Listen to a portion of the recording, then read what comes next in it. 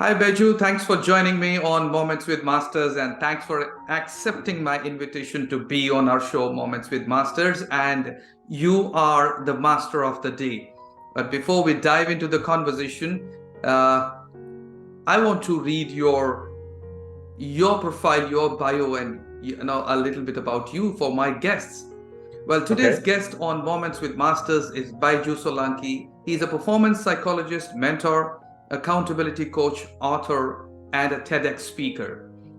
A leading expert in helping high-performing entrepreneurs, C-level executives, and corporate teams to become empowering and influential leaders in their space. He works with high-performing entrepreneurs, business owners, CEOs, and C-level executives who find themselves feeling overwhelmed, frustrated, and perhaps feeling like they're not good enough, resulting in a lack of accountability, motivation, and poor performance. Well, how does he know? Because he was one of them. And since leaving a successful career within corporate, he has helped thousands of individuals increase their performance and profitability by empowering them to get results. And his proven formula helps increase sales, productivity, efficiency, and more importantly, a long-lasting mindset shift. And he believes your abundant mindset attracts an abundant lifestyle.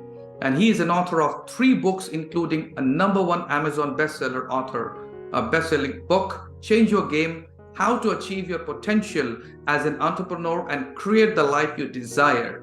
And he is an entrepreneur.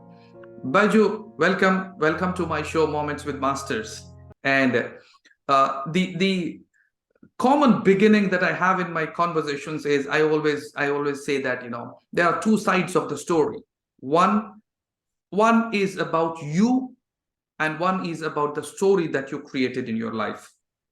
So I would want you to speak about who's that Baiju Solanki and what actually makes you who you are, and how did this journey of your personal transformation start in the first place?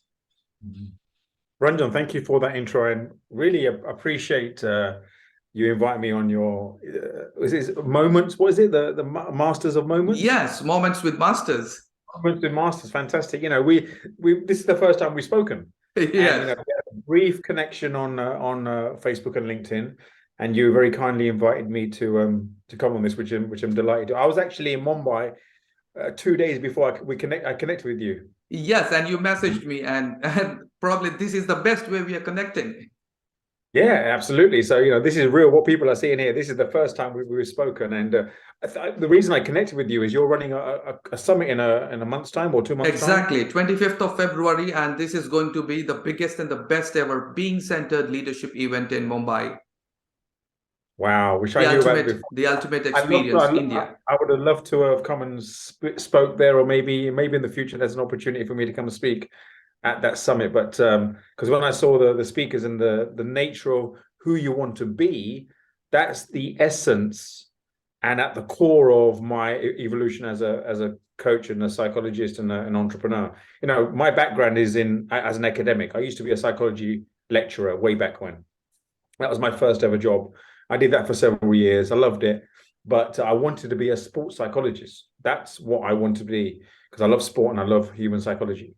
So I did a master's in sports psychology.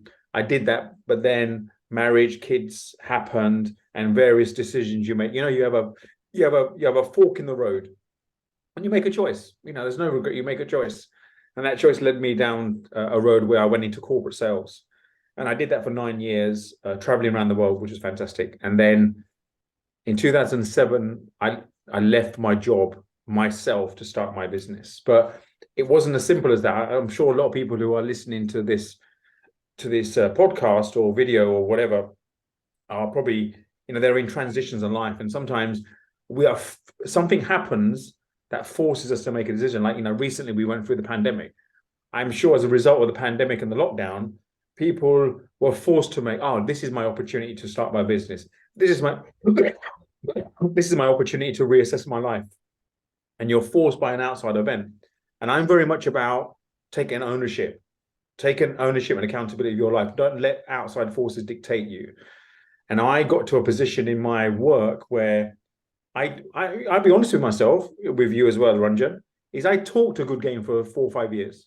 I talked a really good game about what I was going to do or not do, but I wasn't doing it. And it got to the point whereby enough's enough. And I then left my own job to start my own coaching and training business. And my whole philosophy is about how can individuals be the best version of themselves. And I have one simple philosophy: people do not know their own potential, right? Everyone has their own glass ceiling. And in order for you to break through your glass ceiling, you need outside help, whether that's listening to podcasts, reading books, listening to mentors, getting coaching, getting mentoring. And other people always see the giant in you that you don't. And it's about having the courage of your conviction to say, okay, I'm willing for someone else to see more in me than I do. Because when that happens, they don't see you mentioned about there's Baiju and then there's a story. We sometimes get consumed by our story. And I wrote a post only this morning on LinkedIn about, I was a victim of my story a little bit in the last for several days. And it required other people to remind me of some things, to give me a different perspective, to give me permission to step back, to see the bigger picture. And so for me, entrepreneurship and performance psychology is all about how we as individuals can be the best version of ourselves. And then I have my own methodology and strategies to help people do that. Baiju, I've read your book, the Change Your Game, and I loved the way you defined who actually is who actually an entrepreneur is. It's not about a profession. It's not about business. It's about who you are being with your entrepreneurial spirit. And you rightly said, there are moments when you feel like, you know your story as if you're in the driver's seat, but there are moments when you get consumed by your own story and you don't know where you're headed. And at that point of time, you need a mirror. You need somebody who can show you what you are actually going through or what's happening with you. And you don't see that because you're in the game, and somebody looks at you from outside, and he looks at, or she looks at on that, what's happening and where you are in that game. When I read your book, this reminded me, in about 2 or 3 years ago, I wrote my book, Hit Your Restart Button. And I read your book, and you will be surprised that there are many things which are similar in the book also. Wow. And there are a few names that I mentioned in my first chapter, which I think you mentioned in your second chapter, about what's unique with these leaders like Gandhi and like other top leaders. And I was surprised when I was reading through your book. And well, what that tells me is that we all are at a level connected to ourselves, at a level of being. And it's not about staying in the feeling of doing it, but actually doing it. And those are two different things. You living in the idea of doing it and you doing it are two different things. Yeah, 100%. Yes. And the reason I gave this title, Hit Your Restart Button, is because, the same thing. You said change your game. And when you say change your game, it's like a start from a scratch again. And you come back to your own self. And I found that, you have written all about that. It's an inside game first and then the outside game. And that's what even is the message of my book. So I would want to know, okay, now that you chose to be that inside out activist, I would like to say, what happened? How was your journey after that? And what shifted? And what did you create on the outside? For myself, or what I do with my clients? For your business, for you personally and professionally? I think what you said there about, the idea of doing and doing is two different things. And again, I wrote this post the other day and I talk about the concept of be, do, have. Who are you being in order to do what you need to do? And a lot of people focus on the have, the want, and they start with the want. They start with, what do I want? And there's nothing wrong with that. but that drives them. So most people want freedom, security, acceptance, right? In various forms. We know that. It's like in a sporting game, in cricket, for example. The goal is to win the cricket game by either scoring more runs or bowling a team out. It's very simple. But in the meeting, they don't talk about what's the goal. They know the goal is to win the game. What they talk about is what's our mindset need to be? How do we need to turn up on the field? How do we support each other? How do we execute the thing that I'm in this team to execute? And it's no different in life and business. So you can say, my goal is to make £1 million or, 10 crore rupee or whatever it is, right? Or I want to run this business. That's given. Detach yourself emotionally from the outcome and now say, who do I need to be? And being that person, what does it look like? Oh, it looks like you wake up 7 a.m. It looks like you eat the right food. It looks like you make that phone call. It looks like you create that content. It looks like that when you have this challenge, you respond this way, not this way. That's what it looks like. So you start to understand, is there an alignment between your being and your doing? And when there isn't, in between is procrastination. In between is overwhelm. In between is overthinking. When there's no alignment between the being of what you are and the doing of what you want to create. Exactly. And the bigger the disalignment, the bigger the overwhelm, the bigger the procrastination, the bigger the overthinking. So how would you shorten the gap? You say, okay, this is who I'm being. What's the action now that needs to align? Oh, the action now is to make that phone call. The action now is to make a decision.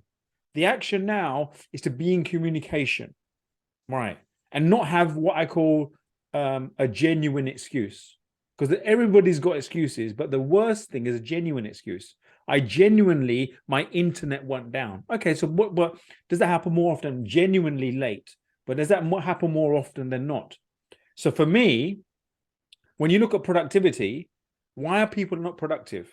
Is you talk about my book about the games. I talk about 3 games. Life is a game. Yes. And there's 3 games in play. The inner game, which is your mindset, your thoughts, the context you live your life. The second game is your game plan, which is the strategy. What's the roadmap to get you from A to B? And the third game is the outer game, which is about not just actions, but consistency and persistency of actions. The super successful people, the only difference between them and us, when you dig deep, is consistency. They're more consistent. They deal with failure quickly. So when you start to understand that when life's a game is what we're trying to do, we're trying to hit our own potential. What is potential? Potential is performance minus interference. So the key now is, now you know the 3 games, inner game, game plan, outer game. Now you know what's in the way of your potential is interference. The interference is going to come from one of those 3 games. Is it your mindset? Is it that you don't have a clear strategy? Or is it that you're not consistent in action? And invariably, it might be a combination of those 3 or variations. And once you start to understand that, you start to understand, okay, how do I perform better?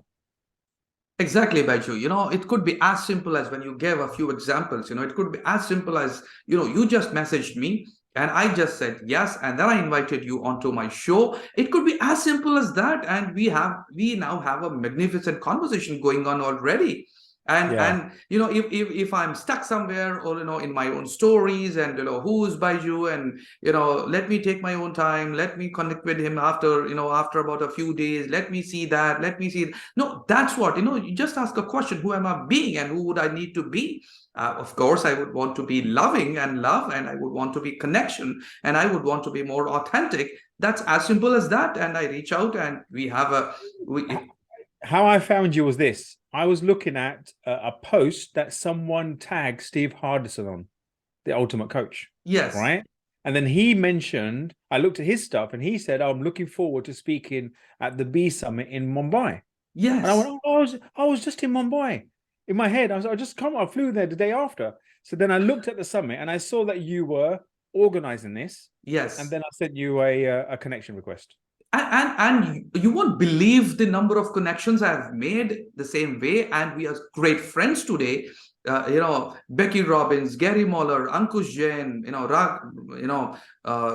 Fiona Ross, Matt Evans, and Raghav Prakash, and such good friends we got connected. I know Raghav. Yeah, You know exactly. Raghav. I saw his photograph on your website, I believe. And all right, okay. yeah, and so on. We are such a huge society. So I actually help change makers and leaders become authentic influencers. And I see that I do that at 3 levels. The first level is help them get that clarity of who they are being. And then at the second step, I help them connect with themselves. And at the third step, I help them focus on what they want to create on the outside. But that's, I realized long back, it's been a journey of 2 decades, over 2 decades. And I realized that, yes, everybody wants to create things on the outside, but the game is inside out. The game is not outside in. The outside is a reflection of what's happening on the inside. And as you said, the first thing is you taking charge, you taking responsibility, and you taking the driver's seat. And in one of my books, Crack the Creation Code, I wrote that even a driver of the biggest vehicle doesn't occupy more than 4% of the vehicle, but that 4% is so important. That's who actually drives the vehicle, and that's who we are when we take when we seat ourselves in the driver's seat. Baiju, then tell me, when you wrote your first book, Change Your Game, and then the next one, you Play Your Game, and then the Win Your Game, what is this, different Trilogy. levels? Yeah. How do you? So again, it looks like it was perfectly planned. It wasn't, right? I wrote where's Change Your Game? Where's Change Your Game? Oops, here it is. So I wrote Change Your Game end of 2018, right? And the premise of this book is based on this Change Your Game model. Here, I'll put my mirror. The Change Your Game model, the circle. And when I looked at my own life, I said, what's the correlation between me being successful and the game I was playing, and same with my clients? And you've probably heard of Tony Robbins, and you go to Tony Robbins and you get all pumped up. It's all about mindset and performance and blah, blah, blah. So you come home from one of those seminars, which is great, and then you crash and burn because you've got no strategy. So then I go to a business workshop, all about strategy, how to do this and plans. Then I come back from that, and because my mindset is not right, I don't execute. And then I go to another place where I take action. Because the action is out of context, I get no results. And I realize, do you have to have the right mindset to be successful? Or do you need the right strategy? Or do you need to be able to take action to be successful? You realize it's all free. But what I also realized is the combination of the three and the levels is different. So Change Your Game talks about those three things, about different ways to understand your mindset, to understand your strategy, and to understand your game plan. So an example of mindset, I might talk about, for example, respecting time, right? For me, so I'm never late, right? I'm never too late. There's two things that we as humans want more. We want more money and more time. One we abuse and one we chase. Anything you abuse, anything you chase, you're never going to get. So for me, respecting time, that's a mindset shift. A strategy I talk about here is, let me have a look at here. Creating something bigger than you. So when you're doing something, is don't make it about just you, make it about something else. So how does that fit into your strategy? And then part of the outer game is, let's have a look at what I talk about here. Let's have a look. An outer game would be micro goals. So for me is, how do we win each day? So for me, it's like saying, okay, is we overestimate what we can do in a short space of time and underestimate what we can do in a long space of time. And sometimes we have to-do lists, and the number of times I ask people is, did you have a good day? Oh no, I haven't done this, I haven't done this. But when they focus on what they have done, actually they've had a good day. But because they had 20 things and they only got 5 things done, but those 5 things are really good. So my philosophy is, don't set yourself up for success, not failure each day. So that's what this book was about. Then as I, through lockdown, I started writing Play Your Game. So once you change your game, you go and play. You want to go and play. But when you're in the field, cricket, football, life, you're in the field, you play. And when you play, guess what? Is it always a straight line? No, you're going to have resistance. There's, you might say, oh, I've read this book. I know now how to respect time. I know how to be productive. I'm always going to be great now. So then you go and play, and then bang, you get resistance. Hey, this Baiju said this is going to work. This doesn't work for me. Yeah, because you've only done it once. You need to do it again. You don't become a great driver by one lesson. So what this is about is how then, when you go and play the big game, is how do you deal with the resistance? How do you deal with failure? How do you deal with people letting you down? How do you deal with your own story popping up all the time, right? Because it does pop up. Yes. This is about when you play, how do you stay on your A game? And then win your game, which is this, right? Should I have prepared, which is this, is a planner. So it's not a written book. It's an actual planner that helps you implement the philosophies of change and play your game. Wonderful. So the planner complements those three. So the idea is, in this complete free, is that you're at any point in life or business, something has to change. I don't know what it is. It could be your mindset. It could be your strategy. It could be how you take action. It could be a combination of three. So that's what the first book does. Then go and play. But when you play, you're going to get tackled. You're going to get hurt. You're going to get a bouncer. You're going to get, you're going to get the bat's going to be broken. Whatever it is, you're not going to win all the time. So then the planner helps you stay consistent. And the more consistent is that when you have the failures, you get back up quickly, as opposed to staying in assessment. Yes, Baiju. I would like to relate two things here.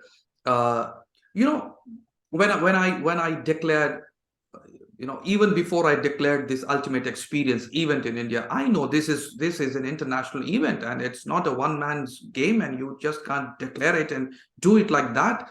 And I didn't have a team, and I didn't have, I wasn't sure, but it's like, something happened, and I was interviewing Levin Ditchburn for my show Moments with Masters. And we had this beautiful conversation. And then after the conversation, he asked me, Ranjan, so what do you want to create now? And this was a casual conversation after the show. And he said, Ranjan, so now that you have done so much, what do you want to create now? And I said, Levin, I want to create Steve Hardison in India. And I want to create the ultimate experience. But I wasn't speaking from this conviction that I'm speaking right now. And I said, yeah, I want to do that, as if it was a wish. And I'm talking to you, I'm telling you this after I've written this book and after 25 years of my experience, and still I was not speaking, I was not being intentional about it. I was just talking as if it's a desire or a wish. And then he said, so why don't you go create it? And it's not that because I know it and I'll be able to do it. There was a lot of resistance. And it took more than 60 minutes for me to accept that invitation to call Steve Hardison, talk to him, and then invite him. And probably after 60 minutes, Levin said, Ranjan, I'm not leaving until you call him right now. Mm-hmm. And that was the nudge maybe I was waiting for. I said, man, this guy is not going to leave me.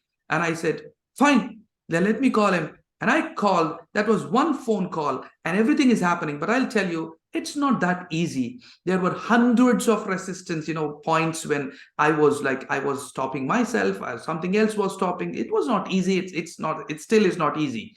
But then it's about a choice that you make every single moment. And who do you want to be? Who would you need to be? And you go and be that and see what shows up. And even after you have written 3 books, I was reading one of your posts, and you are being vulnerable there, and you shared, it was your entire last year was not a success. There were things which didn't work. There are things which you couldn't accomplish, and there are things you accomplished. So these things are always going to be there. But how important or how relevant is this to understand and execute when we are talking about an entrepreneur, a CEO, or a business owner, or somebody who wants to launch himself into this life? I tell you why it's important, because there's a perception when you look at other people, especially in this world of Instagram and Facebook and nice pictures and glossy, that they haven't got the problems I have. Because if they had my problems, they would understand that it's not easy. So they must have some secret sauce. They've got a secret sauce, or they got extra money, or they haven't got the kind of chimp paradox monkey brain that I have. Because I'm having to deal with that. They haven't got the free kids running around. They haven't got the extra bill. They haven't got the fact that my cost of living has gone up. They've got all these genuine excuses. So when you're vulnerable like that, it shows actually we're all human. All right, we might be in different chapters, we're in different stages of life, but themes of come down to simple: your mind, ability to execute. Now, you're talking about this event that you're creating, right? Other people around you would say, well, that's what Ranjan does. Of course he's going to summit. You know, would think it's part of your normal plan. You've been, and then you put this out there. Yeah, of course you call Steve. But they probably don't realize resistance or this syndrome doesn't work. What if it fails? What if it's this? What if it's that? And when we're in this world, personal development, and we're a catalyst for other people's change, there's a presumption that if you show vulnerability, if you can't even eat your own medicine, how the hell can you help me? Exactly. How many unhealthy doctors do we see? Loads. How many dentists we see with rotten teeth? Loads. So sometimes we have to understand that when we show that vulnerability, it gives people a reassurance. There's a relatability there. And that's one of the things that I realized, that I probably wasn't vulnerable enough last year. I wasn't real enough. Yes, I was real. Yes, I put things out there, but it was all very considered. It was maybe polished too much. And part of my reach out to you is I want to speak at that summit. Now, whether this one's the practical or next one, it doesn't really matter. But the point is, well, nothing's going to happen unless I connect. And then when you connect with me and invite me here, it's like, wow, hey, who knows? Yes. Who knows where this goes? Baiju, I read, when I was reading your book, there was a point where I felt everybody needs to, it's important for everybody, owning your value. It was something related to that. And I wanted to share something. See, I released this book about 2 years ago, and it was existing on the Amazon. But I'll tell you, in spite of giving this beautiful recipe for success, or how to restart your life and everything, I want to be a little vulnerable here. I was not owning my own value for a very long time. And I wasn't even talking about my book. I wasn't sharing my book. I wasn't even ready to release the hard copy of the book in more numbers, so that I can tell people that this book exists and this can help you. And that's where, it's just about a couple of months ago I started working on that and realized it's not about you having a formula. It's about you owning your own value, first of all. And that's as important as you doing the work and you trying to help others. It's the help starts from yourself. And absolutely, that's where I created this 3-level journey for my clients. Its first one is about authentic self-leadership, and the second one is about authentic social leadership, and the third one is about authentic spiritual leadership. People talk about big dreams, everything they want to do for the society and the world and everything. These are all big things out there you want to do, but the journey starts when you become a leader of your own self.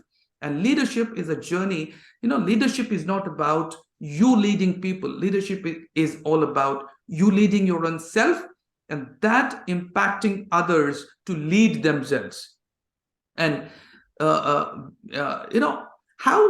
Baiju, how your journey, your ups, your downs, and how this has impacted your business and your professional life in the last few years? Up to the pandemic, there was a certain things that were occurring which I thought I'm on the cusp of something quite big, and some things worked out better for me after that pandemic, and other things didn't. And I think the 12 months is, I think I can relate to what you're saying, is the being of who I truly am is not being executed around my actions. So you talk about some resistance about running this summit, you not owning your value set based on the stuff you write. I can relate to that. There's a lot of things that I probably can read in my book and say, oh, actually, I need to read this again. I need to follow some philosophy. And I think one of my mantras coming into 2020 is to position myself in terms of a speaker more. Yes, I coach and train, but speaking was like the third prong. But for me, speaking is the first prong. And again, part of the connection with you is exploring those opportunities. So, and when we feel a little bit of frustration in our lives, that's when our value set at that point is our actions. There's people listening saying, if they're saying, okay, at this moment, I'm in this job, I want to run a business, but I'm not ready yet for whatever reason. You can listen to this person and say, hey, those are all BS reasons, but they're coming from a genuine, no, you don't understand. I need my salary. I need this security. I need to put my children through education. Then I do my thing. So their current value of security and what they need to provide is overriding their own value of the business, because they can't see at this moment in time, if they were to stop their thing now and run a business, how their value security for the family is met there. If they can see it, they'd make the jump. And if things are, frustration leads to being misaligned with their values. And when they start to align, it's that ikigai concept, the Japanese, do what you love, find what you're good at, find what the world needs, and if you can get paid for it, utopia. And when you get those four things aligned, then things are, that's the values. Yes, Baiju. For a very long time, last 2 years, 3 years, I had authenticity, service, and love as my values. But there was something, I was feeling it was missing, and I wasn't understanding what's missing. I was doing all good and everything, but somewhere I was very serious about what's happening. And I also read books, so I was reading Steve Chandler's Wealth Warriors, and in that I saw how Steve Hardison coaches Steve Chandler in one of his experiences, and all of a sudden it hit me that my actual value is fun. I'm a fun-loving guy, and that was the essence of who I am right from my childhood and my youthful days. And said that's what I was missing, and I was being over serious about what I'm creating. And I immediately, I felt that, well, authenticity is something who I am. I don't need to talk about it. I am that. But there is fun that I need to actually commit more to. And I brought fun inside. And I said service, love, and fun, because fun is who I am. And if I don't value that, if I don't add that, probably I'll not be adding more fun to what I'm doing. And as you said, maybe I'll be looking for security, or maybe I'll be looking for something else. But when I start being more fun, security is taken care of. When I start being more of, what truly connects with me. And as you said, I say now at 3 levels, when I help people, I help them connect at a people level, then at a purpose level or a passion level, and then comes the prosperity. And prosperity is founded on the values, not just on the actions. But equally important is the action side, because it's not just talk and think and think. There is a point you reach when you feel suffocated, And I felt the reason is because, and when you were talking about being overwhelmed, I felt this being overwhelmed is something that happens, a state or a phase when your action is not meeting your thinking or your desire or your plan. Yeah. And the quicker you get into action, I believe that is the actual Indian philosophy of karma yoga. Karma yoga is get into action, and that spontaneity that comes, that spontaneous action, is karma yoga. So Exactly. Yeah. the gap is so less that you don't have space for being overwhelmed anymore. And when you give the definition of what it means to be an entrepreneur, it actually means to undertake. Such a beautiful way of looking at it. It means to undertake. And it's like when you look at something and you turn that into a project, and then you decide who would you need to be to manifest, to create this project on the outside. And you talk about entrepreneurship undertake. If you read my book, I talk about the word entrepreneur. Originally, the etymology is from a Sanskrit word. okay. And that Sanskrit word is Athena prana. Okay. Athena prana means a spirit or inner drive. So the etymology of the word entrepreneur comes from the Sanskrit of being. This inner drive, we have this desire to create. And in the modern world, that could be a business, it could be a charity, it could be, in politics to help people change or whatever it may be. So it's inner thing to create. And when you look at what entrepreneurs do, that's what they do. It's a way of thinking. It's a different mindset, because the tools available to entrepreneurs, and same as corporates, is the same. There's a desire to go beyond just the outcome of the financial gain or whatever. There's a bigger drive. So when the values are so important.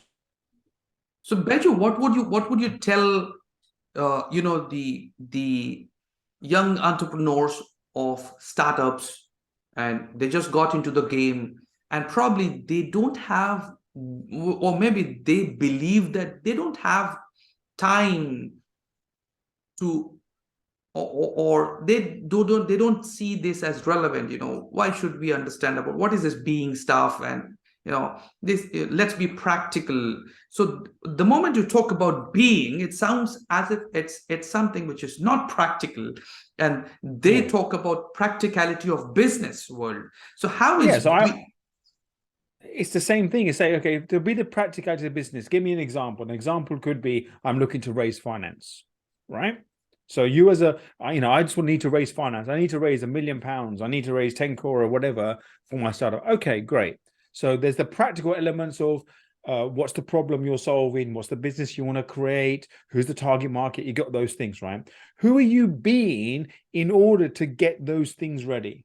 And once you've got the practical things ready, so to play cricket, you can be a great cricketer, but you haven't got a bat and you haven't got a ball, nothing's going to happen. So you get the best equipment. So you get the best bat, make sure you get a shot your ball and you shine it. You got the wickets thing. So you got the practical elements.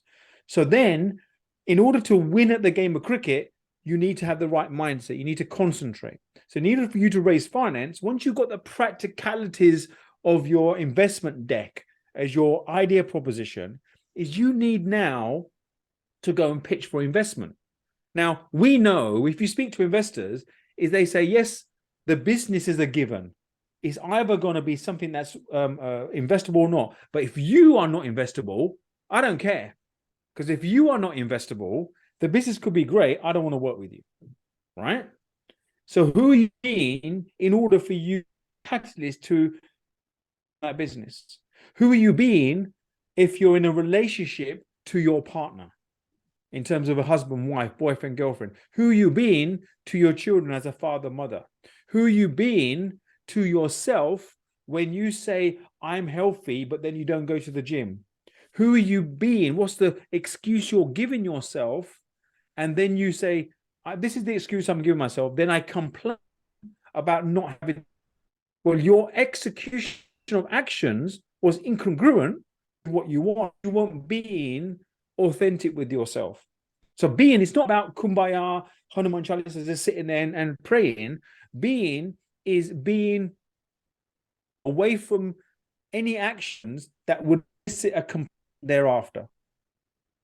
If you complain, I haven't got X, Y, Z, right? What did you do here that meant that didn't exist? Oh, well, I didn't ring Stardust. I didn't ring him because I think he would say no. So you can't complain he's not turning up to the summit. Yes. Well, I sent him an email. I did a tag on his post. I did this. You give me all the reasons why. Look, this is evidence why Steve not. Did you call him? Oh no, he's a busy man. He won't take my call. Did you call him? So you didn't get the result, and you're in complaint. And one of the actions we agree is to call him. Who do you need to be, Ranjan, to call Stephen? I need to be someone who's courageous. I need to be someone that this is a genuine opportunity for Stephen. I need to be someone that's okay with no. Right. Now make the call. And whatever occurs, occurs. So being is very practical. Baiju, how is being in your, okay, you brought this, at the right point of time, No, I have seen entrepreneurs, young entrepreneurs, they speak of their personal lives as if, that's not required at this point of time. I am focused on business. So I have nothing to do. I don't want to invest my time. I don't want to look at my family. I don't have time for my loved ones because I am more towards my business. And they think that your personal life has nothing to do with your professional life. So do you see any connection between being in your personal life, a connection of this to being in your professional life? Being is all about energy, right? Yes. So for you to say, well, hang on, in this business, I'm doing this thing, right? I can't be with my family every night. Okay, they don't want you to be there every night. But let's say the 2 hours you are there on Friday, you make sure you're, and that'll be more valuable than you having to think I have to be there all the time. So someone says to me, you don't understand, I can't focus on it. Well, it's not about time. It's not about it's the energy you give to something. So if you're with your family, said, I can only be there for 2 hours when we have dinner because I've got to do business, go to hotels. But when you are 2 hours on the phone, don't be energetically be there. So when someone says, and there's nothing wrong with focus. If someone's training for the Olympics, right? And it's 1 year, they've been training for 4 years, and it's 1 year, 6 months before the games, it's completely understandable they have to go to a training and focus. It'd be ludicrous to say, hang on, every night you've got to spend 1 hour with your family. So there's understanding the context of being. So that person is being the professional they need to be in order for them to be prepared for the Olympics. They're not being the person in their personal life is ludicrous because the context of that moment requires that. And if you respecting that, you would understand that. But in the same way as when there's other times when you have to be with your family or be at other things, be there. So it's never about how much time. It's when you are with them, what's the energy? Yes, Baiju. And Baiju, I would like for my audience also to listen from you. How do you help your clients, and how do you take them through the process of change? I have the great thing with that, the change game is understand where they are now. So I've created a scorecard. So it lets me understand how strong your current mindset is, on your current strategy is, and how strong your ability to take consistent actions. So once you understand that, it gives me a great diagnosis of what the next steps. And I have a range of programs, one-to-one, accelerators, coaching programs. I speak at events and all the bits and pieces. So the vehicle of how I help someone will depend on their results and depend on what they want to do. So it's like all these things. So the first thing is not to, understand that where do they need from, where do they currently need. So I've created a scorecard which I can link to, and you can put this on the show notes for the thing, and you complete that scorecard, they get completely, and it gives them tips about how strong their inner game is, how strong their game plan is, and how strong their outer game, and then gives them a score, a percentage score, some tips to do it. And then to follow that up with a conversation, we can have a conversation and see what's relevant. And what, Baiju, most of the people, most of my clients, there is this inner reluctance to seek help, even when they realize that they need help. And, they feel that, he's a coach and I would have to share everything with him. And then he would know everything about me and my vulnerabilities and my weaknesses. And I have seen, a couple of people who call me every 6 months and they talk to me, they realize, and they even, talk themselves out of this experience, and they keep doing it. They are like, they realize what's happening, and then kind of every new year or every 6 months they feel this enlightenment, and then they get back into that, only for the fear that somebody else will know about me.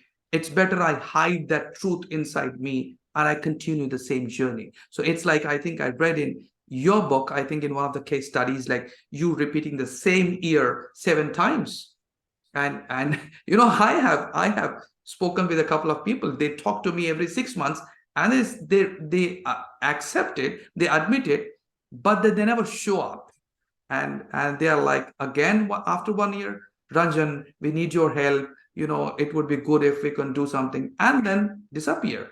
So yeah, how would you help them? What suggestion? Yes, there's 2 things there. Number one is where they're at is there's a fear of failure and fear of success, because if they do succeed, and how they need to, because there's a confrontation. That's spiritual answer to this question. The practical business answer to it is this: is that when it's like this, this might be if someone's saying that to me, if they come to me every 6 months and they say, second 6 months, Baiju, you know what, I think we need to. I said, I'm going to send you a payment link. Soon as you pay the first 50%, we'll talk. It's up to you, because what I need to know is whether you're serious. Yes, and that's it. And just be very practical about it. Oh no, Ranjan, I need a few. I said, great. I said, right, is you pay the half or whatever, right? Is then if you got questions, this is my guarantee. You got half an hour to ask me questions. After that half an hour, I'll either fully refund you and you never speak again. Thank you. But you need to trust me. So can I ask you questions first? No. If there's someone, because what you're testing, okay, maybe I said, fine. If you're not ready, not a problem. My life will still be great. When you are ready, come back to me. But I'll give you the same response.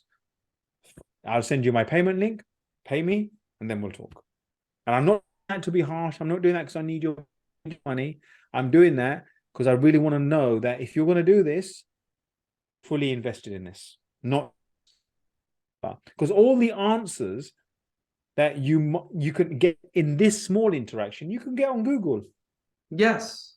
Right? There's nothing new. But where the difference that's going to make the difference is the implementation. And once of implementation, as soon as you implement and you start playing, other stuff occurs. Because when you take an action, one of 3 things occur. You get what you want or what you expect. You don't get what you want, and the new outcomes, you now have to understand how do you respond to that new bit of success. And if you've got me in your corner, you're more likely to make the right decisions, because you're a different being now. So for me to have a half an hour conversation and me to expect you to change your life, yeah, it might have a little difference, but it's not going to be the same. It's like going to the gym. I can go to a gym and you'll lose a little bit of weight, a bit of muscle. But if you don't carry on, you'll go back to where you were before. Baiju, I'll go back a little in your journey. When you started, your journey of personal transformation, or when you got committed to create this work that you're creating, was it right from the word being, or the essence of understanding of being, or was it something else that brought you back to this word being, and the concept of being? Look, we are. I'm not going to sit here and no, we don't sit up. When we grow up in life, we're constantly asked what we want. We want we want the big house. We want more sex. We want more success. We want more this, more. And then automatically our head goes to, okay, if you want all of those things, what do you need to do? Right? I want to be a doctor. Well, you go to I want a boyfriend. We'll go dating. I want money. Or go and get a good job, or go and run a business. And then we realize we don't all get what we deserve or success. And realize that actually I'm doing all those things to be happy, to be rich, to be successful. But let me ask myself this question, because you said earlier, when Ranjan is being fun, things happen. So I'm going to act and be someone who is already successful. I'm going to be someone who's rich in spirit. And from there, from an abundance being, I'm going to go and take some action. I'm going to imagine this, right? Does anybody want to date someone who's being apprehensive, nervous, unsure? No, the girl wants the confident man, not the arrogant man. The girl wants the man who's has certainty of themselves. Not the one who's, oh, can I be your this? The person who wants to buy your services wants to know that you have certainty of your services, right? So who do you need to be? So for me, did I always start like that? No, when I started my business, I wanted to change the world. But I had successes and not successes. And then you realize actually there's a correlation. When I didn't get what I want, or I didn't feel aligned, who was I being? Oh, I was being a victim there. I felt sorry for myself. I was being someone who was not kind. I was being someone who was selfish. Now sometimes you can get away with it. Sometimes you can't. There's plenty of bad people in the world. We know this, right? So we're always going to get someone, well, hang on, that person doesn't care and they're getting that drug dealer, that mafia boss, that whatever.